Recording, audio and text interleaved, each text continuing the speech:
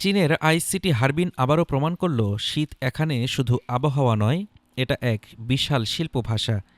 Pick winter সিজনে শহরটি খুলে দিল তার বরফের মহাকাব্য। ৩৮তম হারবিন সান আইসল্যান্ড আন্তর্জাতিক তুষার ভাস্কর্য শিল্প এক্সপো।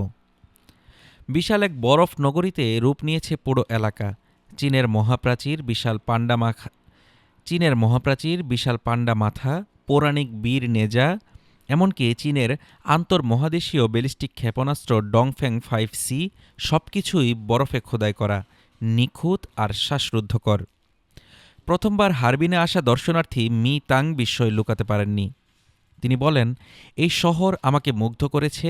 বিশেষ করে এই তুষার ভাস্কর্যগুলো দেখে মনে হয় হারবিন সাংস্কৃতিক পর্যটনে সত্যিই অনন্য উচ্চতায় পৌঁছে গেছে। সবচেয়ে বেশি উচ্ছ্বাস তৈরি করেছে নেজা, চীনা পুরাণের বিদ্রোহী শিশু দেবতা। সাম্প্রতিক ব্লকবাস্টার অ্যানিমেশন ছবির মাধ্যমে জনপ্রিয় সংস্কৃতিতে নতুন করে ফিরে আসা এই চরিত্র বরফে রূপ নিয়ে যেন জীবন্ত হয়ে উঠেছে। অ্যানিমেশন প্রেমী থেকে শুরু করে পরিবারসহ দর্শক সবার চোখ আটকে গেছে এই ভাস্কর্যে।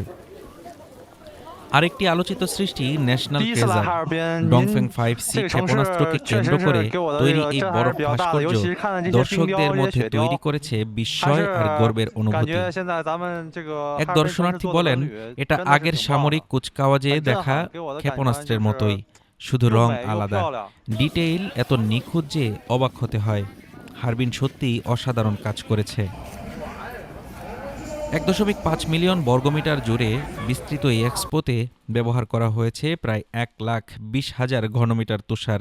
তৈরি হয়েছে ২২৬টিরও বেশি ভাস্কর্য, প্রতিটি আলাদা থিম ও দৃশ্যপট নিয়ে। এই আয়োজন শুধু একটি উৎসব নয়, এটা হারবিনের নতুন পরিচয়।